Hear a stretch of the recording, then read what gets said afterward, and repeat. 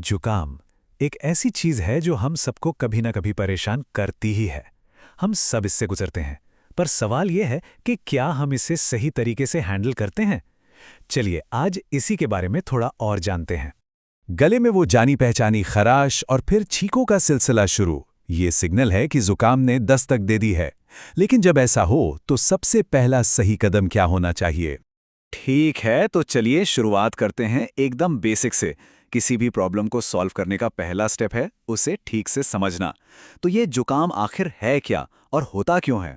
देखिए, सबसे पहली और सबसे ज़रूरी बात जो समझनी है वो ये है कि जुकाम एक वायरल इन्फेक्शन है। ये बैक्टीरिया से नहीं बल्कि वायरस से होता है और इसका जो सबसे आम विलेन है वो है राइनोवायरस।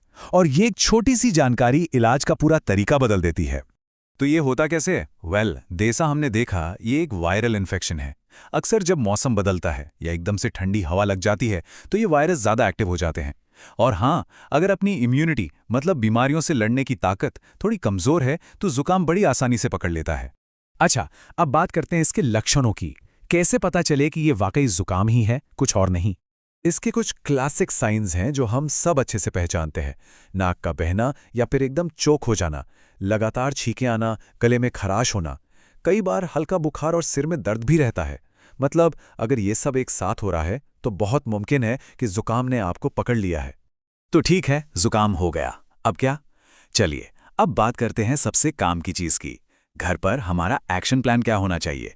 वो कौन से स्टेप्स हैं जिनसे आराम भी मिले और रिकवरी भी तेज़ी से हो? ओके, तो सबसे पहले बात करते हैं कुछ दवाइयों की। लेकिन एक चीज़ यहाँ साफ समझनी ज़रूरी है, ये दवाइयाँ जुकाम को जड़ से ख़त्म नहीं करती। ये उसके वायरस को नहीं मारती। इनका काम है सिर्फ लक्षणों को, मतलब सिम्टम्स को कंट्रोल करना, ताकि थोड़ा बेहतर महसूस हो सके और बॉडी को हील होने का टाइम मिल जाए। सबसे पहले है पैरासीटामॉल। अगर बुखार है या बदन दर्द हो रहा है तो 500 से 650 मिलीग्राम की एक गोली हर 6 से 8 घंटे में ले सकते हैं।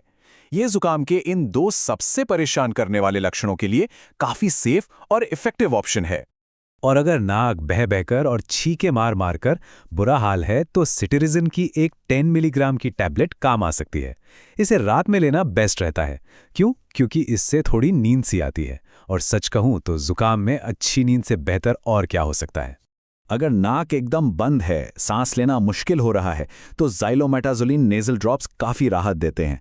दिन में 2 बार 1-1 या 2-2 बूंदें हर नथुने में डाल सकते हैं। लेकिन यहाँ एक बहुत बहुत ज़रूरी वार्निंग है। इन ड्रॉप्स को 3 से 5 दिन से ज़्यादा बिल्कुल भी इस्तेमाल नहीं करना है। अगर इससे ज़्यादा इस्तेमाल किया तो ये उल्टा असर कर सकती हैं। मतलब नाक और भी ज़्यादा बंद हो जाएगी। इसे रीबाउंड कंजेशन कहते हैं। तो प्लीज़ इस बात का खास ध्यान रखें। दवाइयों के अलावा कुछ और चीज़ें भी हैं जो जादू की तरह काम करती हैं, जैसे कि गर्म पानी या सूप पीना। इससे गले को बहुत आराम मिलता है। भाप लेना बंद नाक को खोलने के लिए बेस्ट है। और सबसे ज़रूरी, आराम। जितना हो सके रेस्ट करें, बॉडी को हील होने का मौका दें।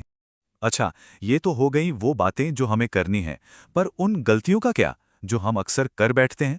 चलिए अब इस पर बात करते हैं। और यहां आती है सबसे बड़ी, सबसे कॉमन गलती। इसे ध्यान से सुनिए। जुकाम एक वायरल बीमारी है। मतलब इसमें एंटीबायोटिक का कोई जरा सा भी रोल नहीं है। एंटीबायोटिक लेना ऐसा है जैसे किसी चोर को पकड़ने के लिए ट्रैफिक पुलिस को बुलाना। वो सिर्फ बैक्टीरिया पे काम करती हैं, वायरस पर उनका कोई असर नहीं होता। तो चलिए इन गलतियों को एक बार फिर से दोहरा लेते हैं ताकि ये दिमाग में बैठ जाएं। नंबर 1, एंटीबायोटिक बिल्कुल नहीं लेनी है। नंबर 2, नेज़ल ड्रॉप्स का इस्तेमाल सिर्फ 3 से 5 दिन तक करना है। और नंबर 3, कोशिश करें कि ठंडी चीज़ें न खाएं पिएं, क्योंकि इससे गले की खराश बढ़ सकती है। वैसे तो ज़्यादातर जुकाम घर पर ही ठीक हो जाता है, लेकिन कुछ सिचुएशंस ऐसी होती हैं, कुछ रेड फ्लैग्स हैं जिन्हें नज़रअंदाज नहीं करना चाहिए और डॉक्टर को दिखाना बहुत ज़रूरी हो जाता है। तो डॉक्टर के पास कब जाना है?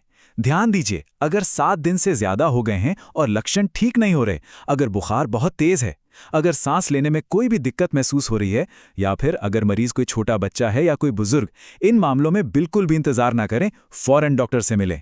तो अगली बार जब भी जुकाम के लक्षण महसूस हों तो उम्मीद है ये जानकारी काम आएगी। एक पल रुककर सोचिएगा कि जो एक्शन प्लान अपनाया जा रहा है वो मदद कर रहा है या अनजाने में नुकसान पहुंचा रहा है। अब आपको पता है, अपना ख्याल रखें।